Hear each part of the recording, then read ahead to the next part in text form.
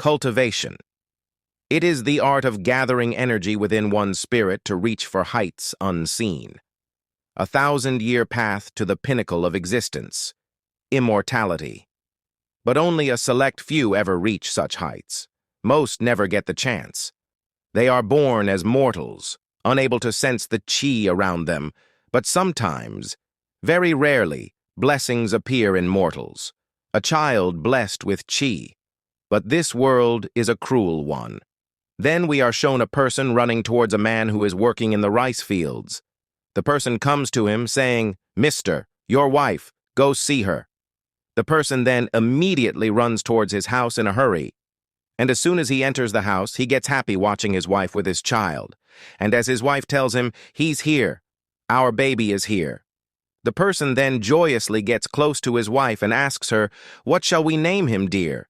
The wife replies saying, "I chose G for him. He'll be our dear Lu Ji." Meanwhile, we also get a glimpse of the baby. Then the scene shifts in the 20 years of the future, and we see Lu Ji getting defeated by another guy. Meanwhile, an old man announces the winner, saying, "The spar is won by Yan Li. Here the strong rule the weak. Only those blessed with talent gain power, and power is everything." Then the person who just defeated Lu Jie says, "Are you done already, junior brother?" I still have many pointers to share. The brother of that person then puts his hand on his shoulder and says, "Pah, that was pathetic. Barely managed to take 5 blows. Let us leave, brother. This scum is not worth our time."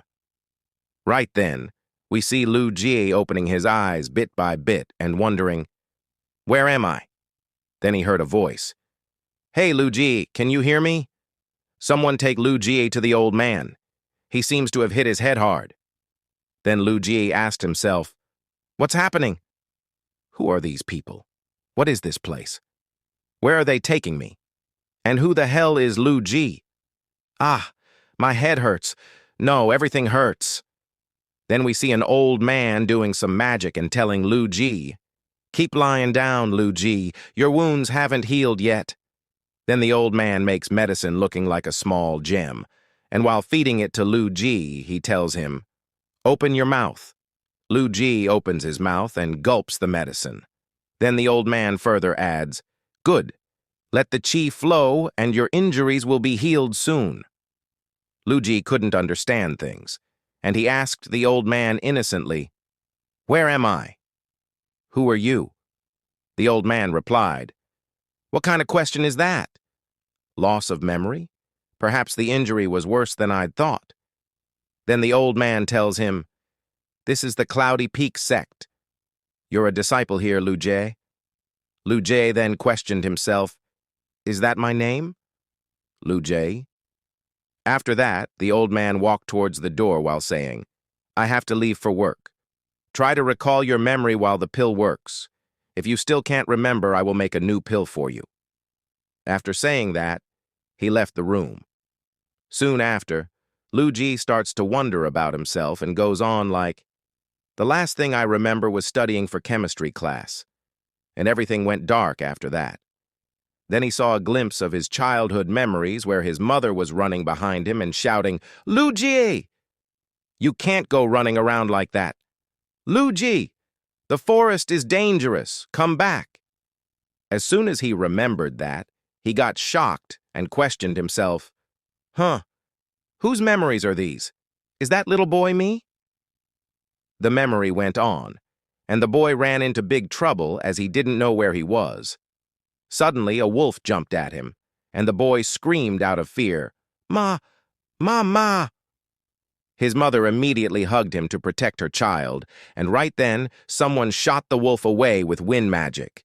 Both the mother and the boy were safe now, so the person who just helped them walked forward and said to Lu Jie's mother, "It is dangerous for mortals to be out here.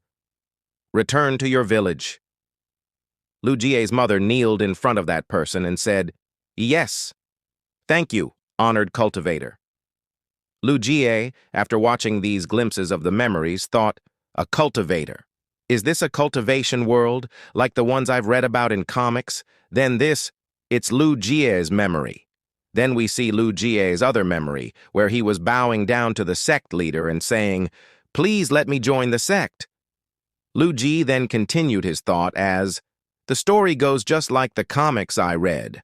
Like every kid blessed with chi, Lu Jie joined a sect to become a cultivator. Then he also remembers getting defeated by that same boy that we saw in the start of the story. And after defeating Lu Jie, he said to him, 'You should quit before you die in sparring. You only bring shame to this sect.' The other person standing behind him shouted, 'Someone take Lu Jie to the old man. He got injured again.' 2 boys take Lu Jie to the old man and tell him, 'Old man, it's Lu Jie again. Please take care of him.' And the old man says to Lu Jie, 'You got injured again? I've told you to be careful. You can't keep getting injured like this.' Lu Jie then thought, he never had the talent to be strong. Only this old man was kind to Lu Jie. He treated Lu Jie like his own grandson. And somehow, I took his place in this world." After that, in the current time, we see Lu Jie on the bed saying, "Did I have a heart attack and die while studying? Fuck me." Then he sat up, and after noticing his body was healed very quickly, he thought, "It hasn't even been an hour, and my injuries are already gone. This world really does have magic." He then started looking around, and noticing no modern machinery or any other medical equipment, he continued his thoughts. "It doesn't seem like there's technology here, but the magic here can heal me so quickly. Something technology could never do." Then he reached the shelf and grabbed a book named Fundamentals of Alchemy. As soon as he saw the name in the book, he wondered, a book on alchemy. According to this book, alchemists don't fight. Instead, they work to heal and improve society. It's like the comics I read. Any cultivator could get offended at the slightest offense. I'd be powerless to defend myself as they killed me, just like Lu Jie. But if I become an alchemist, maybe I can use my chemistry knowledge to bring development to this world. Science is the study of nature. If the laws of my world don't apply, then I just have to learn the laws of this world instead. I could become rich by selling pills and live comfortably. I don't even know whether I can get back to my real world." Suddenly, the old man arrived there, and he asked Lu Jie, "What are you doing, Lu Jie?" Lu Jie saw him, but still continued his thoughts to make up his mind, which goes like, "I have to do everything I can to survive here. Sorry, Lu Jie. You weren't cut out to be a cultivator. I won't help you realize your dream, and I won't help you realize your dream. I will live on and be an alchemist instead." He was done making up his thoughts, so he touched his hands together and bowed in front of the old man, saying, "Please teach me alchemy. I will do anything to learn it." The old man felt shocked at first, but then instantly rejected it, saying, "No, I cannot do that." Lu Jie's heart broke right at that moment as his made-up plan was crushed with a single no. But still he did not falter, and he asked the old man, "But why can't you do that for me?" The old man stepped forward while saying, "Alchemy is a lifelong path, Lu Jie. I do not wish to take an apprentice who is not serious about it." Lu Jie replied hesitantly, But I am," and then thought, "Of course he doesn't believe me. The real Lu Jie would never try to be an alchemist, but I need a way to earn money, if I want to survive in this dangerous world." Then he said to the old man, "The spar has opened my eyes." He clenched his fists and continued for the harsh words, "I've seen the truth. I'm talentless, but in alchemy I can see a new path for myself, a way to improve myself." He then bowed down and begged the old man, "Please take me as an apprentice." The old man felt a bit interested in Lu Jie's words and asked him, "What does alchemy mean to you, Lu Jie?" As soon as Lu Jie heard this, he thought, "The book talked about this, the purpose of alchemy." Then he replied that, "Alchemy is the craft of refining, turning various herbs and resources to form elixirs and pills." He did not feel satisfied with that, and saw that the old man as well did not feel any satisfaction from it, so he again pondered. It is a basic answer. That's not what he is looking from me. What is alchemy to me? In a world of magic and cultivation, what could I do with it? After figuring a perfect answer, he replied, "Alchemy is the study of nature. It's a way of understanding how the world works. It is a path of understanding, a path of science, one I can use to bring technology and development to this world filled with magic." The old man got amused by Lu Jie's answer and said, "You are correct, Lu Jie. Perhaps this old man had misjudged you. The path of alchemy may indeed be for you. If you truly wish to be an alchemist, then kowtow thrice and agree to take me as your master." Lu Jie kept his head down and said, "I agree, master." The old man nodded and replied, "Very well, then let us begin your first lesson." Then he started his first lesson and explained to Lu Jie, "You'll start by learning about ingredients. Which ingredient does what? The potency of herbs, the purity of their essence, and the time and technique to refine them. Then we'll learn how to use the cauldron to refine a pill." After that, he handed over a book named The Fundamentals of Alchemy Part 1 to Lu Jie and said, "That book contains the recipes for 3 basic pills. Once you can brew all 3, you can call yourself a junior alchemist." Lu Jie then started reading the book with focus as the old man was sitting in front of him and having tea. Lu Jie read the book a little, and after noticing some things in the book, he thought, "It seems like these recipes were made centuries ago. But the way he is asking me to learn them means that almost no changes were made to them." Then he asked the old man curiously, "Why has nobody tried to improve the recipe?" The old man took a sip of his tea and replied, "These recipes were created by our venerable ancestors. To try and tamper with them would be foolish." Lu Jie pondered a bit again and asked, "Doesn't that mean they're outdated?" The old man, after hearing him, got quiet and thought, something's been off about him since that spar. Then, after reading 2 hours straight, Lu Jie cheered up and said, "All right, I've memorized them." The old man got shocked. Then he pondered, "It's only been 2 hours. It should have taken days." And after that, he questioned Lu Jie, "All right, what is the use of the glacial spirit poison then?" Lu Jie replied with a calmness on his face, "Glacial spirit poison acts on the heart and body, slowing them down and turning them cold, before the victim dies of heart failure. It can be used to counteract potent spirit poisons by slowing their spread and reducing fever." The old man felt so shocked that he ended up spitting his tea out. Then he asked Lu Jie, "That is correct. You memorized all of them?" Lu Jie replied with a big smile on his face, "Yes, master." The old man heard him and asked himself, "Ha, how many years has it been since someone has called me master?" Then he asked Lu Jie, "Ehem, have you been taught alchemy before, Lu Jie?" While thinking, was he some kind of genius all along? Lu Jie replied, "No, master. This is my first time. I'm just very good at memorizing names and descriptions." After giving that answer, Lu Jie wondered, "Years of cramming for exams is finally helping me. Thank you, brain." The old man then stood up and said, "Very well, then let us start learning to use the cauldron." Then the master asked Lu Jie, "Do you know why we use the cauldron to refine, Lu Jie?" Lu Jie thought for a bit and said, "Because its shape allows for even distribution of heat, and it can hold a lot in it." The old man agreed with him and said, Yes, those are reasons too, though size matters little. Many alchemists often use small cauldrons that are larger on the inside. The main reason we use cauldrons lies in their ability to hold qi." Then the old man released an immense amount of qi that made Lu Jie forced to think, "Whoa, how much qi does he have? I guess I never knew which realm the old man was, did I?" The old man continued his words as he kept releasing his qi. Three things define one's talent in alchemy. First is one's sensitivity to qi. The second is one's ability to manipulate that qi. And lastly is luck.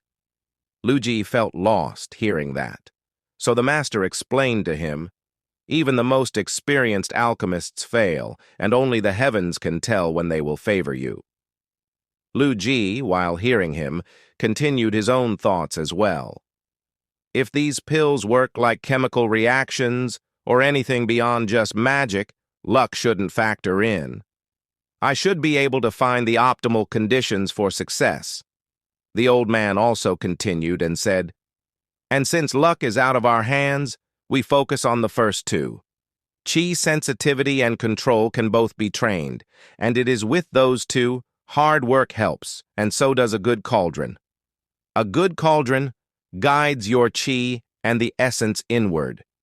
Then he sprinkled some herbs in the cauldron while doing some magic. He created a green round pill, then said, this is a simple qi gathering pill. It will nourish you when your qi is running low. And as he forwarded his hand towards Lu Ji and showed him the pill, he told him, now you try this, Lu Ji. After that, Lu Ji started staring at the cauldron, so the master, sensing a problem, asked Lu Ji, what's wrong? Lu Ji then questioned him back, how do I light the fire again? Then after that, we see Lu Ji doing the cleaning and other chores and thinking, the path of alchemy seems to be a long one. I never thought that alchemy would be expensive. So now I need money to learn alchemy to earn money. It's a vicious cycle of wasted herbs. Only the talented disciples in the inner sect get anything good, while they make outer disciples like me do so much work, but barely give us any money. I don't even have enough money for food, let alone to leave the sect. From the memories of Lu Ji, I know there is the spirit garden that only inner disciples can go to. I've heard it has herbs that are so rare, if you sold them, you could get enough money for a lifetime. If I could get access to this garden, I would have all the herbs I want. Lu Ji sighed after thinking all that, so a guy who was working alongside him asked him, did you eat something funny, Lu Ji? Your expression is terrible. Lu Ji replied, just recovering from the spar. Then he thought, I think his name was Sulin? Lu Ji's memories have been very vague. I still don't know a lot of people here. Sulin then said, you should keep your head down and never look at them or they will keep kicking your ass. They got the Thunder Phoenix bloodline. You can't beat them even if they're in the same realm as you. Lu Ji heard him and pondered, which is exactly why I need to get away from here. Imagine if they came back to fight. I don't want to get beaten up again. Then he asked Sulin, hey Sulin, how long have you been in the sect? Sulin replied, me? A decade? It's been a while. So Lu Ji saw his chance and further asked, say, you've been here from even before me. You must know almost all the outer sect disciples and even some inner sect ones, right? Sulin questioned him back. I do know a few, I suppose. What about it? And Lu Ji thought, from what I can sense, Sulin is still in the second realm, even weaker than me. And I'm one of the weakest in the outer sect. There's no reason to stay here if you're not growing in strength, but this guy stuck around, and I think I know why. After understanding it all, he asked Sulin, do you know anyone who works in the spirit herb gardens? Sulin again questioned him back, and what if I do? Lu Ji further thought, as I thought. He knows someone in the inner sect spirit garden. He's probably selling those herbs to earn money, which is why he sticks around here. Then he said, I may have something that could benefit both of us. Then he showed Sulin the magic pills and said, this is one of the few pills I managed to make successfully. Then thought, an old, talentless outer sect disciple like me can never get their hands on a pill like this normally. So to Sulin, this can only look like one thing, that I stole this. So in his eyes, we are doing the same crime, and we will be able to work together. After that, he said, I've got more, but I need spirit herbs. If you bring me spirit herbs, I will give you 5 of these. You can sell these, and we will share the profits. And if I can trust you, then I also have some more potent pills lying around. After saying all that, he pondered. I'm effectively asking him to join me in my crime. If he doesn't take the bait and tell one of the elders, I'll be in so much trouble. Su Lin, as soon as he heard that, and without a second thought, he asked Lu Jie, "How many can you bring every week?" Lu Jie replied, "A small handful every week." Su Lin turned around to the other side, and with this gesture, Lu Jie wondered, failed. I guess what would have been too easy. But as his hope died right then, Su Lin spoke and said, "Near the second tree, next to the outer walls, every 7 days during the evening's work." Lu Jie cheered up hearing his words and thought, "Phew, my bluff worked. Good thing I carried these wasted pills around.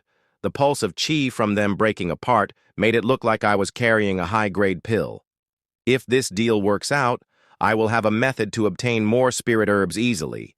Then I can practice alchemy without losing money, and finally become rich enough to leave this sect." After that, he walked back to his room, and upon reaching there, he encountered a little rat strolling around his books. As soon as he saw the rat, he remembered something and thought, "A rat? So you're the one who's been eating all my pills." Then he dashed towards the rat and caught it in his hands while questioning him. "I've got you now, you little rascal." But upon his surprise, the rat started glowing, and with a shocked expression he pondered, "Is this what I think it is?" Then he made the rat sit down, saying, "If you move, I'll feed you to a cat." The rat sat down obediently, so he said to the rat, "Seems like you can understand me, smart rat." After that, he started searching for a book, and then upon finding a book named Spirit Animal, he stopped his search, saying, "Here it is." Then he started reading the book, saying, "Spirit rats are pests that eat through spirit herbs and destroy crops. They are useless for combat and make for poor familiars. But the spirit rats are uncannily good at finding spirit herbs in the wild." After reading that, he got another good idea, so thought, "Maybe I can use it to find spirit herbs outside the sect. That way I won't just have to rely on Su Lin." Then he noticed the rat sniffing his clothes, so he grabbed him and scolded him, saying, "Bad, very bad rat." The rat looked at him with petty eyes and his cute little face. Lu Jie tried to resist it but could not, so he gave all the pills to that rat from his pocket, saying, "Just take them, you cute monster." Then, as the rat was eating the pills, he grabbed him and said, "You evil, smart little creature. You'll make a fine assistant. I think I'll call you Lab Rat. Labby for short. You're going to repay me for all the pills you've stolen, and I've just thought of how." After that, Lu Jie started laughing menacingly. Later on, we see Lu Jie in the jingle making a pill recipe, and upon slurping it for a check, he says, "It could use some more spice." The mouse, Labby, then came to him with some herbs in his mouth. Lu Jie asked him, "You got anything for me?" The mouse then gave the herbs to Lu Jie, and he thanked him, saying, "Good boy." After that, the mouse went away to search for more herbs, and Lu Jie said while focusing on his recipe, "These wild herbs aren't nearly as potent as the ones from the garden, but they're easy for Labby to find, and that makes them perfect for testing." Then he sprinkled some herbs into his recipe, thinking, "If someone saw me doing this, they'd gasp in horror at the waste of herbs, but I think it could give the soup just the kick it needs. Hey, I'm getting better at controlling my qi." Then, when he was done completing his recipe, he called Labby for eating, and then he and Labby started eating the recipe he created.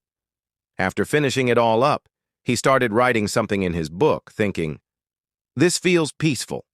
I could get used to this life. I haven't yet tried to cultivate. Maybe I could give it a shot.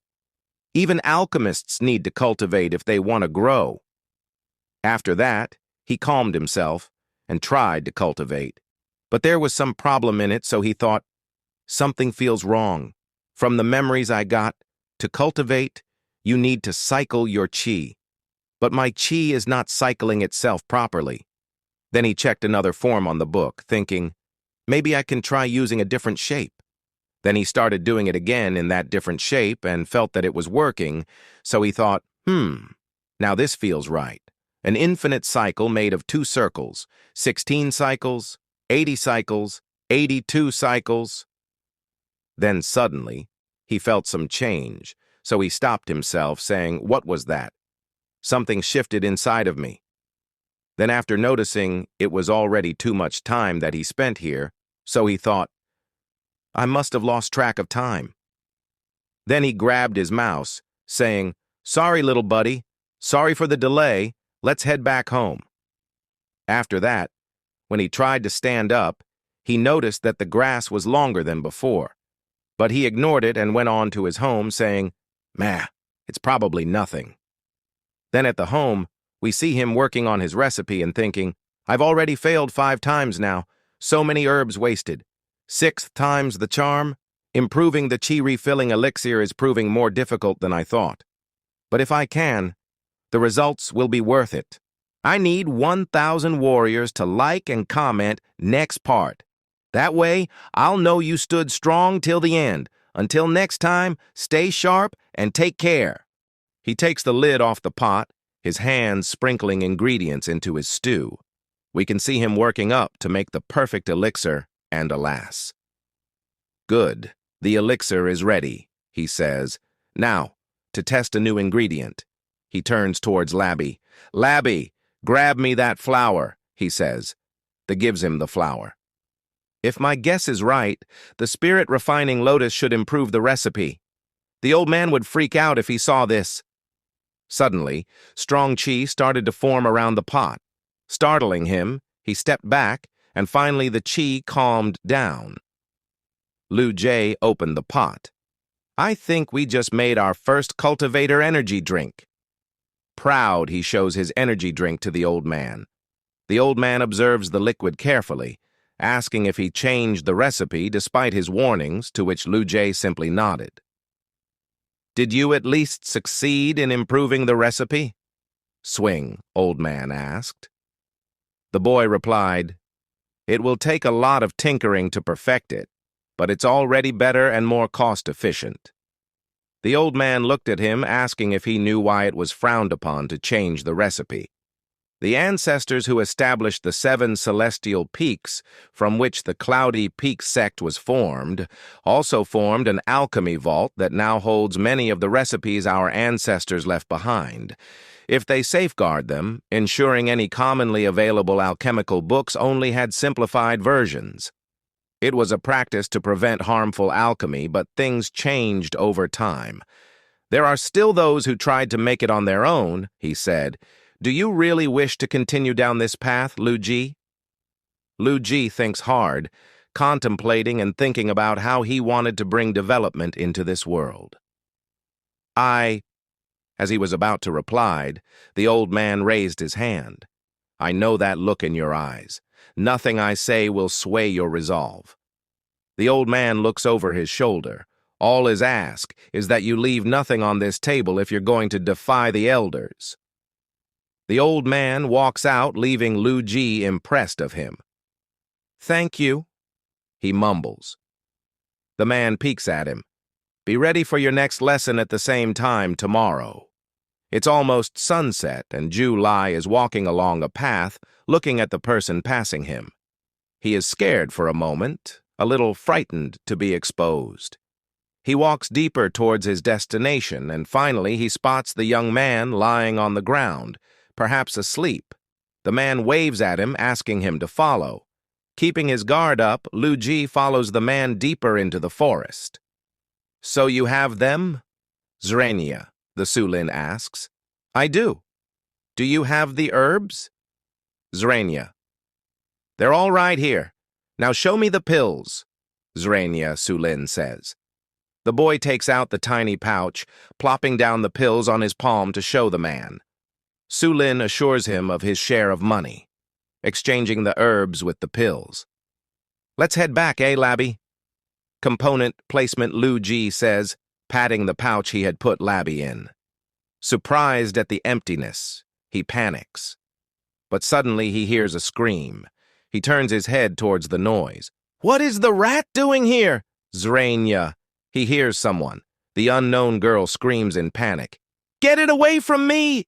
Zrania Labby runs back to Lu Ji, who's glad he found his Labby.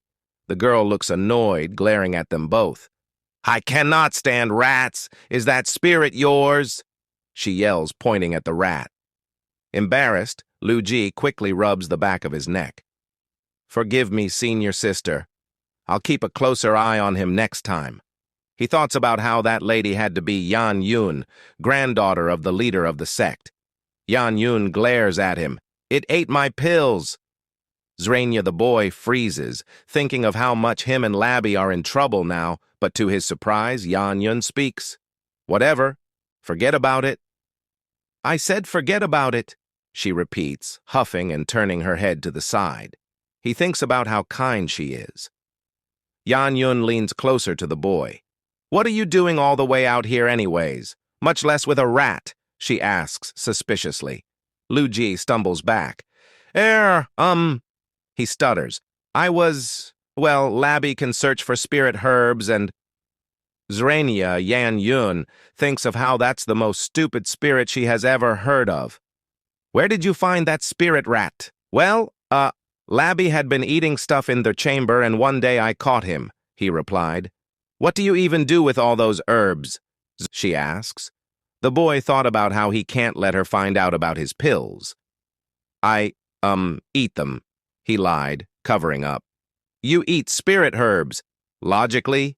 Yan Yun asks, disgusted. "They taste pretty good if you cook them. You are one strange boy." "Logically," she says, judging his simple appearance and his wandering eye and awkward smile. She is surprised that boy shows no interest in her. She can't help but be confused as she is beautiful, have a strong bloodline and high cultivation. She turns around, thinking hard. Dozens of nobles throw themselves at her grandfather for her hand in marriage. She wonders if that boy has no interest in women. Wait. She senses another boy hiding. She can't help but assume that boy is meeting another boy in a secluded location. A tryst between two lovers that aren't meant to be, she thinks sheepishly. I'm gonna go now. Wait, what's your name?" Lu Ji.